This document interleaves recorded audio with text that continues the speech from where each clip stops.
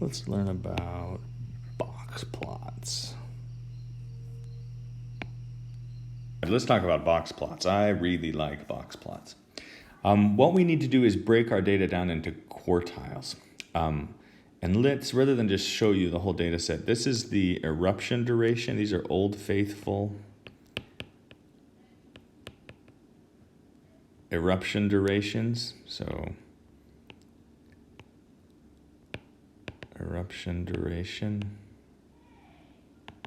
My handwriting is getting kind of sloppy there, but we've broken them down into quantiles. So our minimum was 1.6. Our first quartile is 2.163. So that means that 25% of eruptions last between 1.6 and 2.2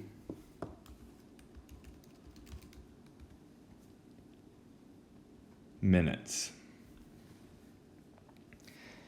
Okay, then we have our median, which is we'll write it out as median, but this is also the boundary that sits between the first or the second and the third quartiles.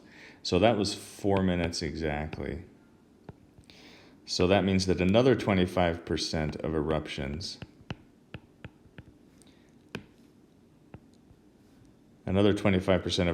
fall between 2.2 minutes and 4 minutes. Our third quartile was 4.454, and our fourth quartile, or essentially our maximum here, is 5.1 minutes. We'll draw that out to the right number. So we have 25% of eruptions are falling between these values, okay?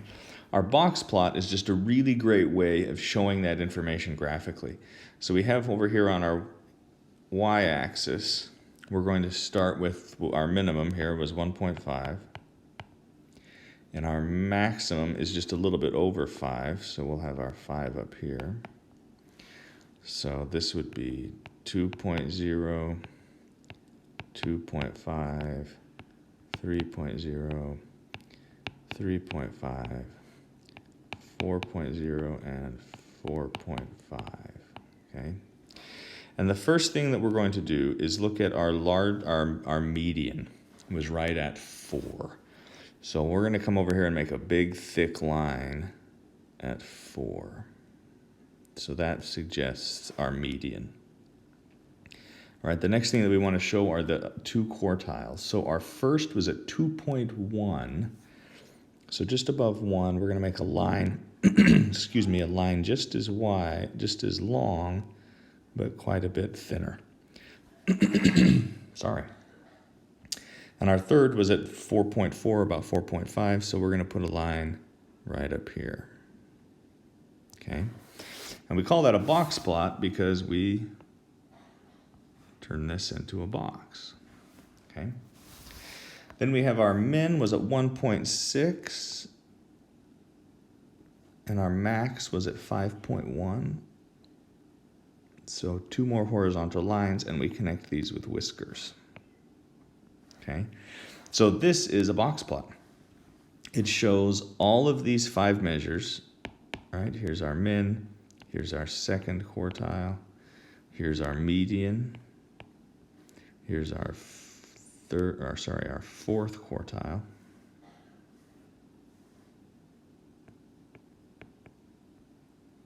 No, that was third, wasn't it?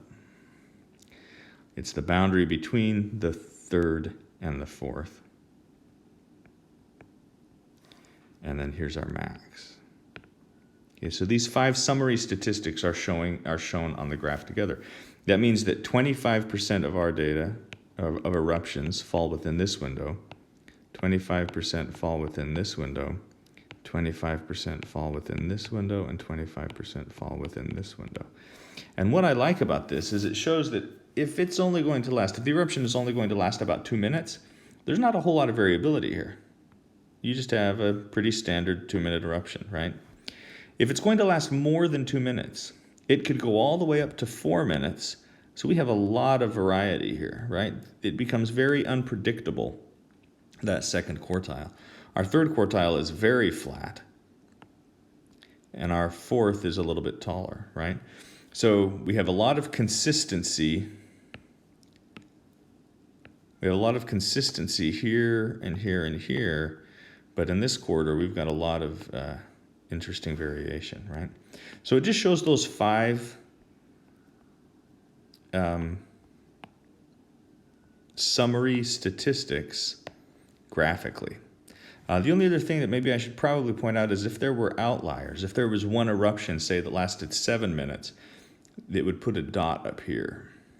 And the dots that go beyond the whiskers are assumed to be outliers. In other words, they are so much different than the rest of the data that we question whether they actually belong.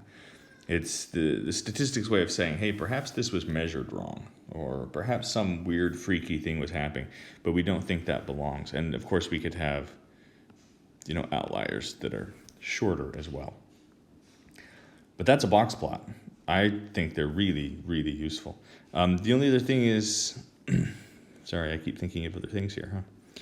The only other thing is if you were going to compare an eruption at a different, let's say a different, what are they called? Geyser. You can have 2 boxes on the same graph. Right, we could have had another geyser over here that doesn't erupt quite as long. Right, that looks like this. And this would be Old Faithful, which we're just going to call geyser A.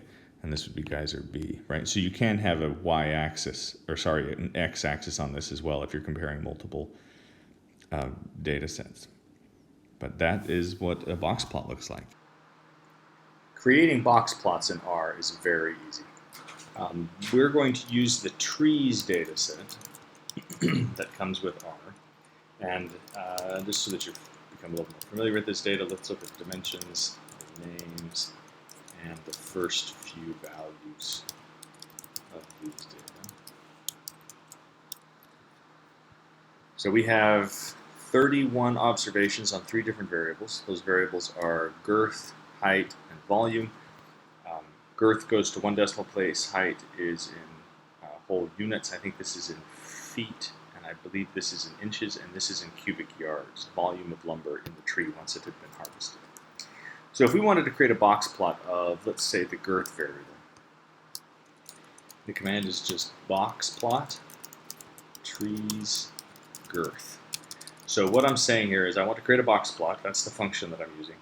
I have a data set called trees, and inside that data set there's a variable called girth, and that is the variable whose box plot I would like to see. So when we run that, it has created for us this box plot. So here we have our median is somewhere at about 12.5. Our first quartile is here at about 11, and then here at just above 15 is where our third quartile ends. Our fourth quartile goes up to above 20, and our first quartile begins at, say, 8.5. And remember, if we really want, we can look at the summary statistics of that variable and see exactly what those values are, but the graph showed that very, very well. One of the things that I really like about the box plot command is if you supply a data frame object, which most of our data are stored in. So if I just dump the data set into boxplot and run the command, it will create a box plot for every variable. Now in this case, it doesn't make a whole lot of sense since this is measured in inches, this is measured in feet, and this is measured in cubic yards. So this is not an awesome graph.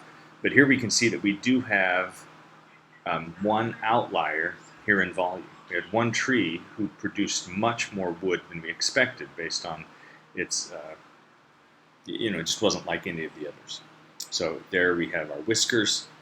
Here's the box, right? Here are the whiskers, and here is an outlier. But that's how to create a box plot in R. Very simple and a very useful graph.